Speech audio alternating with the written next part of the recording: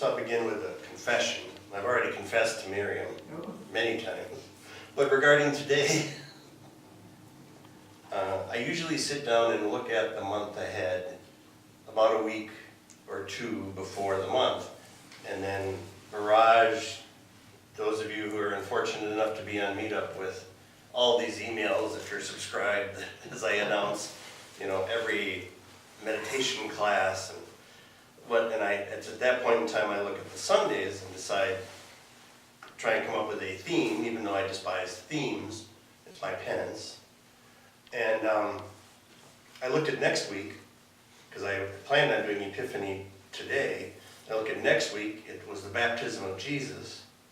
And I said that I was to myself, I'm so excited about that, I'm afraid I might lose control.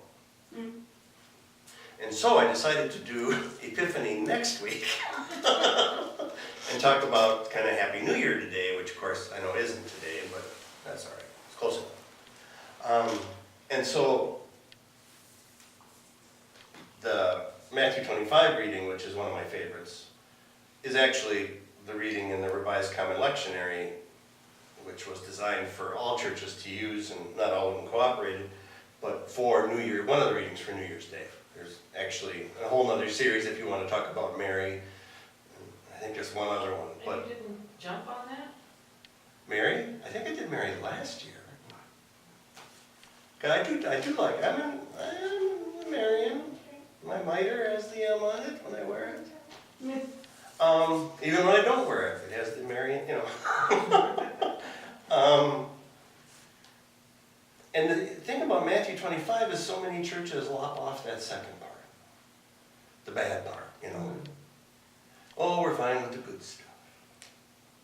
And I think we need to remember that eternity to Jesus started now or then. When he said eternal life, he meant starting now. Jesus was not an insurance salesman. So he did not mean, give me some money and after you die, as far as something good will happen. But rather, it all started now. And to look at any of this stuff, first of all, and start to see it as something that has a payoff down the road is okay, but it's an exercise in missing the point. And I want to talk more about that in a minute. And I want to talk today about all of this using my Uber week as illustration. Because of course it was New Year's Eve. But it wasn't just New Year's Eve, it was New Year's Day. And in that we're playing with the end of Epiphany, and the three wise guys, Vinny, Vito, and Fausto, have moved over and are mooning the camera on their way to the manger. Which, of course, isn't historically accurate, but we'll talk about that next week. We should talk about, I think, movement and change and growth and the things we do to get in our own way by making things harder than they have to be. I don't know if you saw this week that Kenneth Copeland, who's one of those particularly vile sort of prosperity gospel kind of people, said, referencing Creflo Dollar, who's another one of those particularly vile prosperity gospel kind of people, who came out last year during the year and said that he needed a private jet, and he knew that his people would give him $65 million to buy it. And Kenneth Copeland said, of course we need private jets, because we need to speak to God in the plane. And God will not speak to us if we're sitting in coach with all those people who are high on drugs. Now I've never had the flight attendant bring me drugs when I've sat in coach. So I'm a little upset. I'm apparently missing something that Kenneth knows about. But, God doesn't talk to the masses. Apparently God only talks to the asses, like Kenneth Copeland. But we do that, and I found myself saying to somebody last week who I was giving a ride to that somehow this prosperity gospel thing came up, and I said, I've had the opportunity, they didn't know what I do, besides drive them around. I've had the opportunity to hang with some of those prosperity people. Some people I would consider not my friends, because we don't talk all the time, but with whom I'm friendly. And they live in other parts of the country, and I see them on occasion. They either are or were, mostly were, part of that prosperity gospel thing. And I started to have all these images coming through my head. After the readings and during the meditation, I was frantically scribbling down the images that were coming into my head. I think that they thought that they were helping people. Now, I think many of them were surrounded by unscrupulous people who saw these prosperity figures, and I don't mean Copeland, I wouldn't hang out with him, but as sort of rock stars. And that they would spread things, spread the gospel, things people needed to know. And a lot of times the truth is, somebody brought up Osteen in my car this week, and I almost had to grab one of my airsick bags that I have. I have airsick bags in the car for, little bar nights. Not for me, but for passengers. I almost had to reach down into the door pocket and pull up an airsick bag and go, blah. Because Joel Osteen was so wonderful, and he doesn't even take a salary from his church. But no, that's the way it works. That's the way they hook them in. The system eats these people up. Now, I don't want to say anything about Joel Osteen because he's Donnie and Marie Osmond's illegitimate love child. You can tell by the teeth. But what happens is they don't take a salary. The church starts paying their expenses. And now pretty soon, these rock stars are kind of hooked in.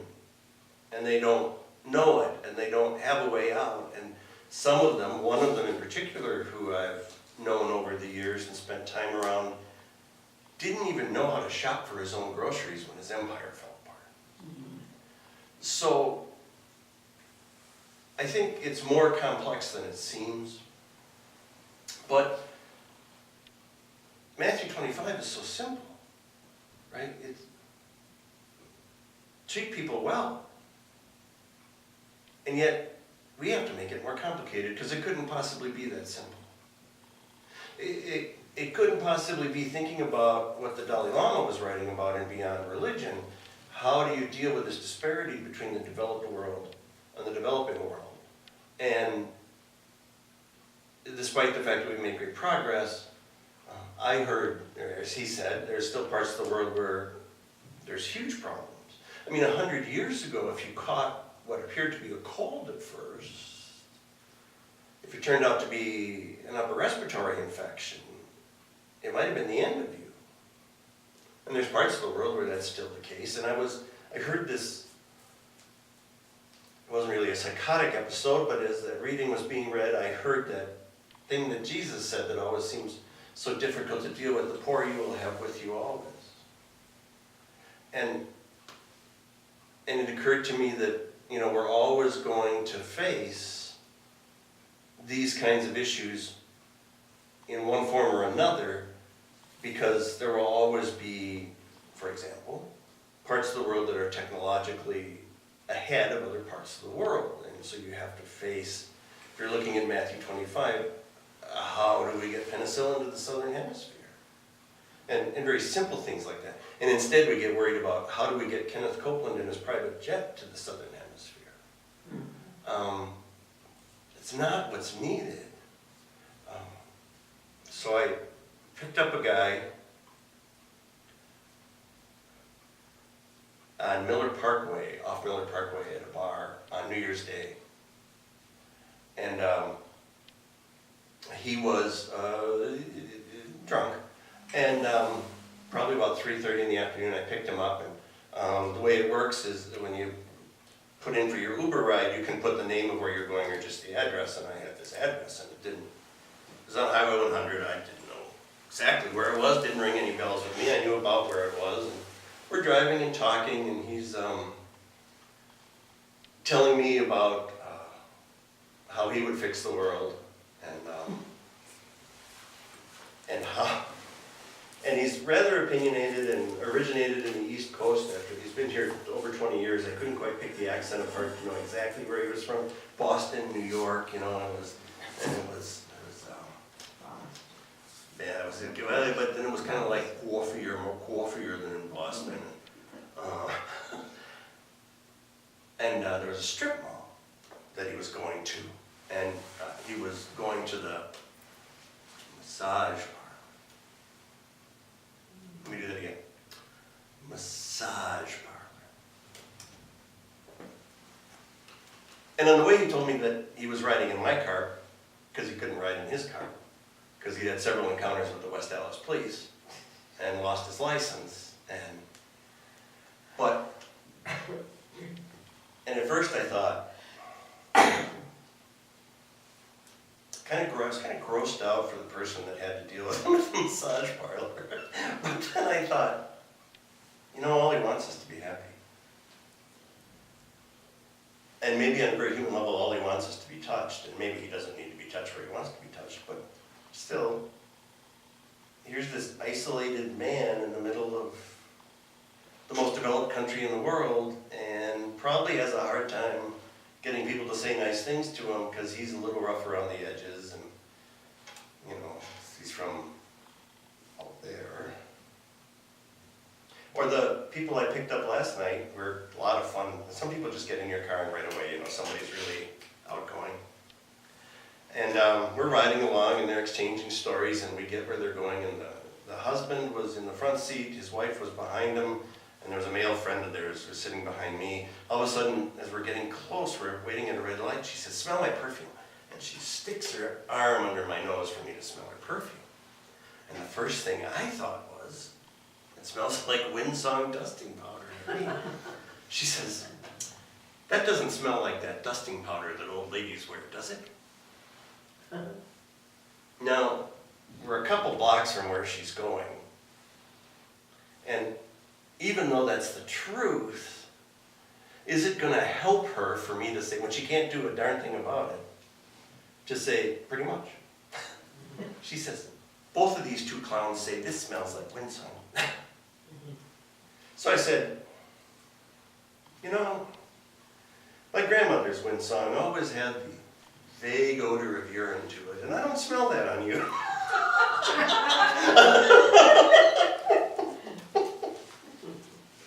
So she was laughing. She was happy she got out of the car, and I didn't have to tell her that it smelled like. Grandmother. That's right. That's right. So I don't think so. And I said, "I think it smells nice." You know, what am I going to say? But isn't that part of, I was hungry and you fed me naked and you clothed me, sick or in prison and you came to visit me?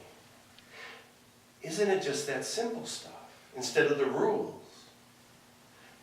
Unlike the story I heard about somebody, a friend of Erin's, who was at work taking down the Christmas decorations, not that she's in charge of that, and one of her friends, who also has occasion to be in this place volunteering, said, "You're not a very good Christian." And the woman taking down the decorations said, "Why?" She said, "Because you're taking these down before Epiphany." Epiphany. Because the 12 days of Christmas are not done. Now, that's where we want to go. Because if we just have the rules, we can be sure. If we can make it complicated and then have a few rules. Never mind that we don't look at what we do. We don't look at the fact that maybe you're the one criticizing when the decorations are coming down. Criticizing the person who has no power over when the decorations come down for taking the decorations down. And then later that night we got to get off to Potawatomi and lose a lot of money because gambling, you know, isn't traditionally a Christian problem. Those stewardship issues, they're difficult to deal with. Much easier to say, where are your Christmas decorations?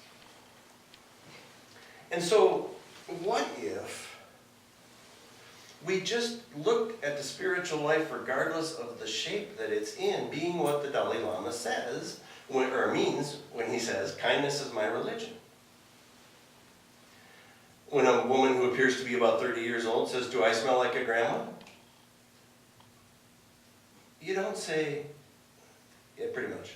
Have a good time. When somebody needs companionship, we find a way to get it to them, even if we can't do it. We maybe suggest a place they could go. Interestingly, last night I pulled into the strip mall to pick somebody up. It was a different strip mall, but one of the places in there was a massage parlor, and I hope it's not this guy that comes out. But how do we ease each other's burdens, regardless of the scope of the burden? So, if our burden is that we're in a part of the world where we don't have enough to eat and we can't find clothes to wear, well, then the thing to do is to obviously try to get some food to those people, get some clothing to them. If they're in a part of the world where the needs are more complex, although they still have those basic needs, then we address what's there. And we don't have to make a big deal out of it, and we don't have to be self-righteous about it. But if this Matthew 25 means anything, it means that living a spiritual life is just about basic human kindness. And it doesn't have to be complicated. And if we do that natural human thing to try and make it complicated, maybe we can learn to stop ourselves in between and say, wait a minute, this doesn't have to be this complicated. I don't really need a private jet to do what needs to be done. I don't really need to be shuttled about, by a driver who I'll call an armor bearer because it sounds more biblical. But I'll just get where I'm going, and maybe if somebody needs a ride along the way, I can help them out with that. And so when you look at the new year and New Year's resolutions, well, what really matters? Do you know that the membership, more than the membership, attendance at health clubs just like explodes in January through about the second week in February? And then it empties out. You may be, they may still have just as many people obligated to their year-long contract, but they're not coming anymore. And maybe they're not coming anymore because those things aren't the things that really matter.